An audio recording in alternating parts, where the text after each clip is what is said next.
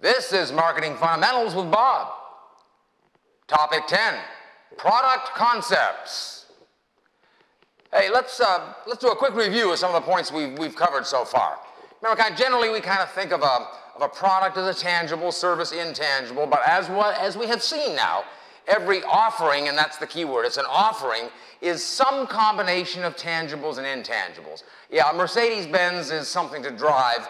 It's also a symbol of prestige and personal fulfillment. A floral bouquet is not flowers, it's love. A motel room, airline seat, we have the physical product component, plus we've got the service product component. And as we have seen at this point, what really sells are the intangibles: love, happiness, prestige, affiliation with an aspirational reference group, and so forth. And, of course, we need tangible cues to sell intangible offerings: symbols, personnel, building grounds, and so forth. Now, we had noted business products in topic 7. Now let's look at consumer products. And in consumer products, these are the different types of consumer products. And note, these classifications we've got here are generalizations. They may not be appropriate for all persons in all situations, as we're going to see here. And the classification of these products is based upon how much effort is generally expended in shopping for them. So first item, we have a convenience product. Usually a convenience product, relatively inexpensive, routinely purchased, little shopping effort. You go into the 7-Eleven to buy some milk, you grab a Coke and a couple of donuts or something like that. Or, variation of that, you're totally loyal to Bridgestone, but you're driving I-70 out in western Kansas, and you get a flat right about Goodland. And a guy says, okay, well, tell you what we can do. We can get you a Bridgestone out of Denver, but it won't get here till tomorrow.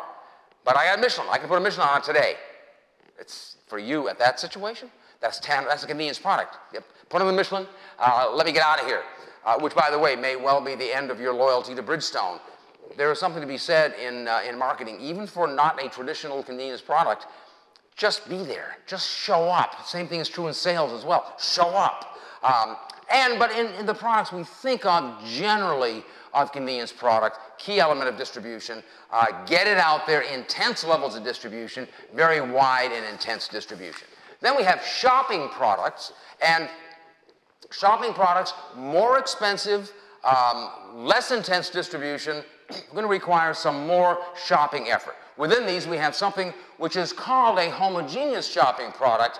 We'll come back to that category in a bit. But in what's called a homogeneous shopping product, they're generally perceived as basically all the same. Price is the key. So often cited in this: washers, dryers, TV sets. It's a washing machine. A washer's a washer. That's about it. You want a CD, certificate of deposit. What bank's paying the highest interest rate? They're all the same. They're all insured. No difference in that like this. Contrast this to a heterogeneous shopping product. We have their identifiable product features such as style, quality, image, and so forth. So furniture, clothing, certainly a suit at Walmart is not a suit at an exclusive clothier. An apartment, 3-bedroom apartment, is not generic product. A university, I would hope that a university would be considered distinctive in some way. The University of West Florida shouldn't offer the same degree that would Florida State or an online university if they're all the same. If they're all the same, you ain't got much going for you but price. Then we have specialty products. Specialty products perceived as unique. Brand loyal will accept no substitute. People go out of their way to get them. Often cited as specialty products, things like a Rolls-Royce or a Rolex. On a Rolls-Royce, by the way, though, the true aristocrats drive Bentleys. It's the nouveau riche that drive Rolls-Royce, so buy yourself a Bentley. But same thing as sort of in the business about tires being a convenience product. Levi 501s, Clorox, Heinz. For a lot of people, ketchup, they wouldn't have any kind of ketchup at Heinz. It's a specialty product for them. So even though it's a product which would seem like a pretty basic product, it's ketchup. Yeah, but for some people, it's a specialty product. So the challenge for a marketer is to make a shopping product or even a convenience product to be a special product, a specialty good in the mind to a core group of loyal users. So a homogeneous shopping product, I don't think there's any such thing. It's saying, remember, they're saying they're all the same. No. When you say you're marketing a homogeneous shopping product, what it really means, buddy, is you're a lousy marketer. Anything can be distinguished. Aspirin, Bayer certainly has distinguished themselves as a specialty product for a lot of people. I mentioned washers, dryers as being basically all the same. Maytag's made it. I just did a CD. I got it at Bank of Pensacola. It's always going to be Bank of Pensacola to me. But got one there. I guess I might have been able to get a 1/10 of a point better interest rate someplace else. I didn't care. I get a relationship with the people there. And so therefore, that's where I'm going to want to do my business. So the relationship means something. Then we finally have unsought products. Basically, unsought products, they're unknown to you. You're not aware of them. You're not seeking them until the need arises or you're made aware of them one way or another. So like insurance. I don't think too many people sit around thinking, I might need some insurance today. Cemetery plots. You're not probably thinking about that until someone comes up to you, Salesforce or someone, and points out, hey, you may not have thought about insurance. There's some things you might want to consider about this. Cemetery plots. Well, when you're getting on in years, as some people are, stop looking at me, but as some people are, you get to come to the point, wouldn't it be nice for those that you're going to leave behind to know that when your time comes, that all the arrangements have been taken care of and prepaid and everything else like that, so that your relatives, when your relatives notice, they can just simply arrive and say, we want to see Bob, and here he is in just a basic plastic box. Here's Bob. Already paid for, already done. So plumbers, same deal. I'm not thinking about a plumber till I need a plumber. All of a sudden I want a plumber. What am I going to do? I'm going to go to Google. I put in plumbers Pensacola, and who pops up? That's how I'm going to look for it. Unsought, though, at the time. So within this, let's consider the concept of a product item, a product line, and a product mix. And probably the best way to do this, let's just go and take a glance at some of Campbell's product lines and mix. Let's look at them specifically here and just get an idea of what it is that we're talking about within those lines. So in Campbell's, this is a partial list of them here. We got some of their soups, we got some of their beverages, but this will help us get there. A product item is just a specific version of a product or a service. So V8 there, V8 is a product item. Now, one thing to note about this, on V8, the 16-ounce and the 64-ounce bottle are each product items. A product line is a group of closely related product items. So Campbell's has their line of soups. They have their line of beverages. Like Stouffer has their line of frozen entrees. The product mix is everything. That's the grand total, the composite list of everything that the organization offers overall. Now, one thing about this, some things when you talk about the terms, we often talk about the width of a product mix for a company. Well, the width of the mix is how many lines you got, how wide is it? In our example we showed there, Campbell has 2 lines, which is just a partial list of what they got. You expand then your product line width when you add a new line, or in its extremity, you diversify. So like a fashion clothier goes into the hotel business, they're going into a whole new line of business. The depth of your product line is the number of the products within the line. Now, again, we're coming down to some implications of strategy here. You would expand your product line depth when you add a new product item to an existing line. So Campbell's adds V8 brand orange and mango juice, and thus, by the way, they now have made V8 a family brand. We'll get down and talk about some of these implications and branding strategies in a bit. But that's, in that particular case, I have now a deeper line of products. Now, in the list here we had Campbell's had 4 brands we listed of beverages. Now, keep in mind with this that, as we noted, there may be a number of different product items within each brand. But when we're looking at, as we have in the note up here, when I'm talking in the real world about how deep your product line is, I'm generally talking about how many brands you have instead of how many individual packages that you might happen to have. So we can sometimes, in working our marketing strategy, come through adjustments that we would have to deal with in our products. Simple enough, a product modification. That's a functional improvement or a change in style. So very common recently, we've seen people eliminate trans fats in food products. Product repositioning, we just did that in topic 9. Line extension, let's talk about this one for a little while here. In theory, extending a line. The theory is we can compete more broadly and do it a whole lot cheaper with a recognized name. Let's come back to the thing in V8. V8 wants to go into mango juice. Okay, their feeling is people will recognize V8 as a name. So they immediately know it's got to be quality, they recognize it, it's going to get recognized early on. But what we've done with that is now, of course, it's no longer an individual brand, it's a family brand which will have implications on branding strategies. The flip side of that one, line contraction, we get rid of the dogs. Please get rid of them sooner, not later. So for Coca-Cola, Mr. Pibb, Fresca, Tab, the dogs. They probably don't justify the shelf space. Maybe we want to get rid of them entirely. So then, as we've alluded to, we have the concept of a brand. Now, in a brand, I'm talking about here the use of a name, a term, a logo, design, or any combination thereof that identifies and differentiates a product. So let's look at the specific components of a brand. And we have in this, first of all, the brand name. Those are words that can be spoken. So Cadillac. Cadillac, that's a car. Cadillac's a dog food also. Brand mark are symbols that cannot be spoken. You're all familiar with the Nike swoosh, the Mercedes star. It's a symbol, it's a brand mark. A logo then, logo traditionally is a script of the company name, but the term logo now is a lot broader than it used to be. It's now a symbol or a script that represents the brand or the company. The old way of talking about it was strictly the name of the company, Ford, the way Ford writes out Ford, the way Coca-Cola writes out Coca-Cola. We also now use the term logo to represent a lot of brand marks. The Saints with their fleur-de-lis, Mercedes with their brand mark is really a logo. It's now looked at as being a logo as well. That star from Mercedes, that represents what Mercedes is. We then have trademark, service mark, legally protected brand name, brand mark, logo, or phrase. So Cadillac, okay, Cadillac, the name is not protected. Cadillac, unfortunately, did not protect it back in the 30s, and we'll note that in a bit here, but their script and their crest is protected. So Cadillac, I can have anything for Cadillac. I can have a Cadillac car wash. There's a Cadillac ranch outside of Las Vegas, which is a house of prostitution.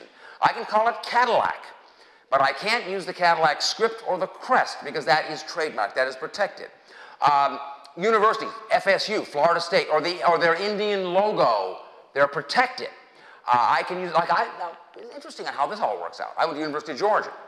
If I can't print a t-shirt that says UGA, that's the University of Georgia. I can't say University of Georgia, but I have a t-shirt, which is a red t-shirt, with black letters and white outlines on the letters that says Georgia. Not protected. Georgia's a state, so you can say that, but you can't say UGA. That's one protected. We have right here at the university, we had the cross-country team came out with a T-shirt that says on it, West Florida Cross Country. They didn't say UWF Cross Country or University of West Florida Cross Country, but just West Florida, that being a region. Also protected in this area here, commercial positioning concept statements. Some of these are amazing. Now you're living. This protected. Cox Cable. Use it or lose it. It's protected. Rogaine. Then we have brand equity. Brand equity is a concept. You remember your accounting course where you looked at the goodwill on the balance sheet and you kind of wondered what that's it? That is basically the reputation and the loyalty for which a customer is willing to pay more for. A product on the shelf. A branded product vis-a-vis a private label. Or even just say, let's go back to Coca-Cola. You got that Coca-Cola plant down there on Davis. It's a physical facility. Okay, it's worth a certain amount as a Coca-Cola plant. As a Bob's Cola plant, that facility is worth a whole lot less money because it being able to be producing the brand Coca-Cola makes it worth a whole lot more. That's its brand equity. And then we have the generic product, generic brand, and generic product names. So and it's important within this to know the difference between a generic product and a generic brand. A generic product says no physical difference among the brands. So I got aspirin. Aspirin's aspirin. Sugar. 87 octane unleaded gas with ethanol in it. It's all the same. Though the product might be the same, firms, as we've noted, can and do differentiate with image, packaging, service, convenient, and so forth. Generic brand, on the other hand, that's no brand. Haven't seen much of those in the last 40 years. Back in the last serious economic downtrend of the 70s, many supermarkets were having a lot of generic brands. They'd have a product on the shelf that said ketchup. Just a white label and black print, ketchup. And it was the lowest quality, the lowest price, and no apology for it. In my beer can collection, I have one that says beer. I have another one that says light beer. Oh, they were awful, but I did finish it. But that's very different than the strategy that the chains have today. If you've noticed, you're going to Publix. Their private labels are very high quality.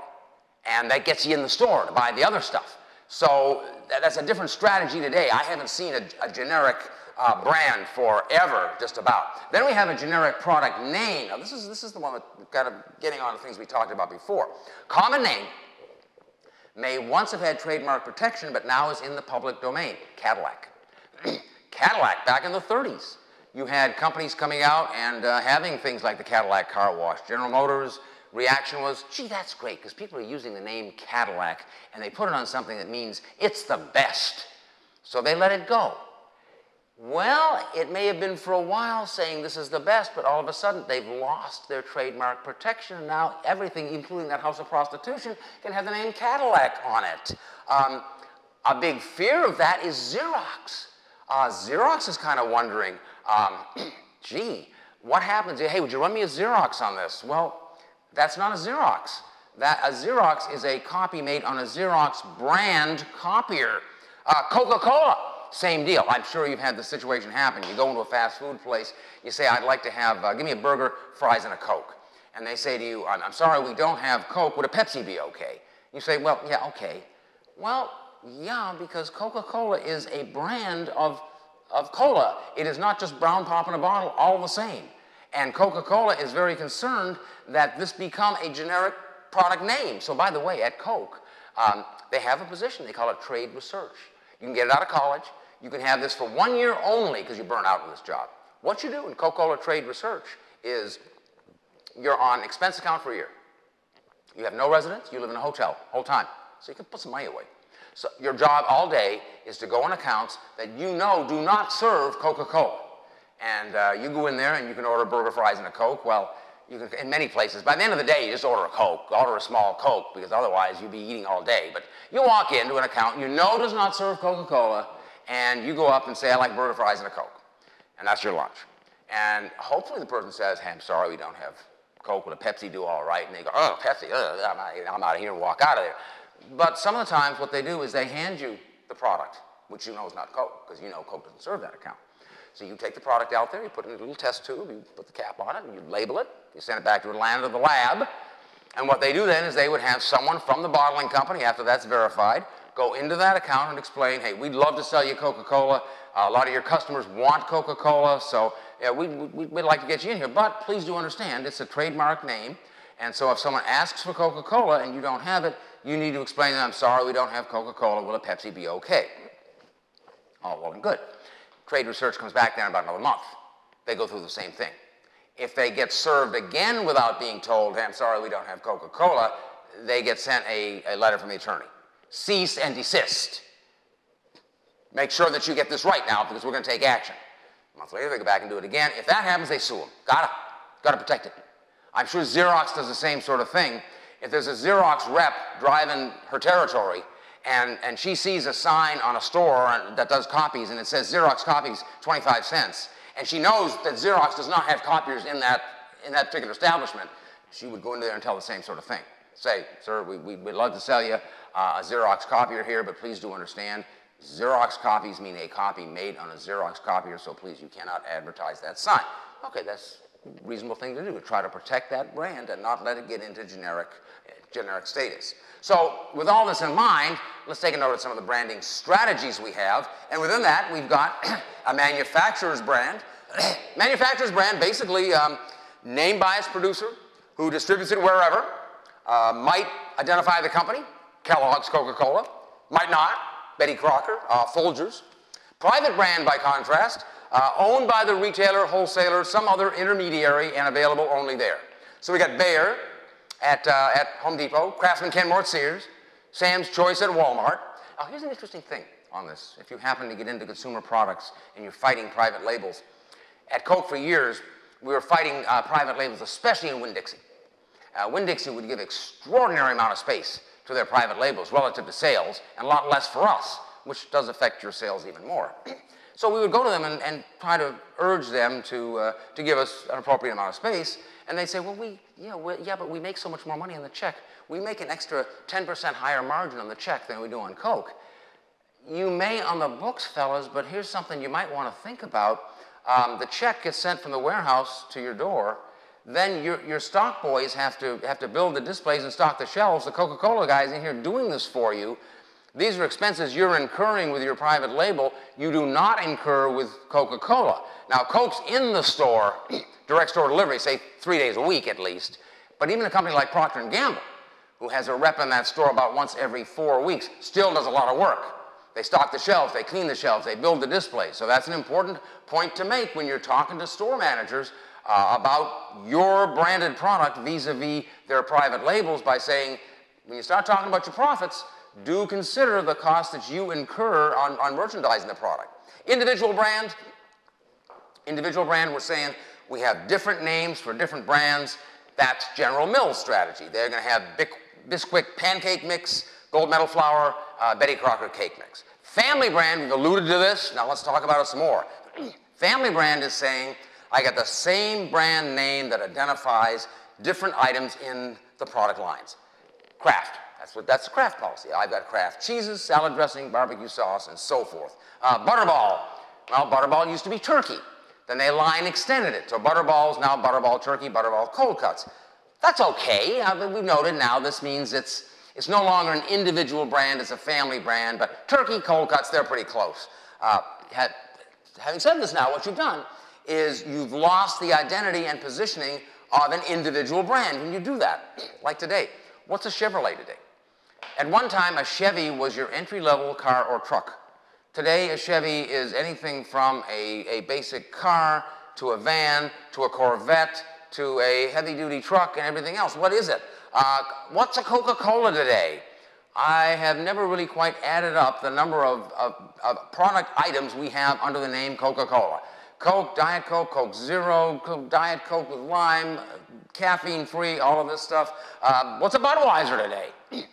Bud Light, Bud Dry, all over the place here. I'm not sure what a Bud is. Then we have the master brand, and a master brand, the positioning of the brand is synonymous with the category itself. So when I say bleach, you say Clorox. When I say copy machines, you say Xerox. When I say ketchup, you say Heinz, which is most easily accomplished and almost requires an individual brand. So when I say cream cheese, you say Philadelphia, which is made by Kraft. Philadelphia is one of the few individual brands made by Kraft. Now think of the difference in the positioning of the mind. If Kraft made that product as Kraft brand cream cheese, it just would not have the recognizability of the brands. When I say cream cheese, you're not going to jump up and say Kraft cream cheese. That's the point on being the individual brand. It's got the identity, it stands alone, it can be a master brand. Now this family branding strategy, yes, it's less costly to implement, might be appropriate for closely related items. But weed eater? Weed eater, you know, one of those string trimmers, trim around your fence post and your little trees in the yard and stuff like that. That's a weed eater. Now they have a weed eater brand leaf blower. Yeah, it's just no. Maybe you call it a tornado or something else like that. I can't quite see weed eater as being a family brand somehow. And then we have co-branding, where I've got two or more brand names together. So I've got Dell computers with Intel inside. I've got my GM MasterCard. I've got 7 and 7, 7-Up and Seagram 7 for a drink. And, oh, I was in Target. I find it very interesting going into Target to notice their branding strategies, and they're doing a lot of co-branding. I noticed that they have the Martha Stewart line of home furnishings. running. They had a special deal going on with them with a 40% reduction from the regular retail price. Also noted, they had the Michael Jackson line of children's clothing. All the boys' pants were half off. Finally, don't forget the packaging. Packaging, by definition, should be attractive and identifiable at the point of sale. Also should be functional, people. Back to my days at Coke. My first year at Coke, they introduced the cans. Nice looking can. Real nice looking. Very attractive and all that. Problem was, it was shaped like a baked bean can. Straight wall. The bottom didn't fit in the top of the next one. You ever had the privilege of trying to stack about four high baked beans in your cupboard? See what happens to them? What do you think was happening in the outlets when they're trying to stack 4 and 5 layers of Coca-Cola 6-pack cans in the retail outlet? And the cans wouldn't fit into each other. It didn't quite work. What they were having to do with this can, they'd put a layer of it in there. They put in a layer of cardboard, another layer of cardboard. Number 1, I got a lot of expense for cardboard. Number 2, I got a lot of labor costs putting in there.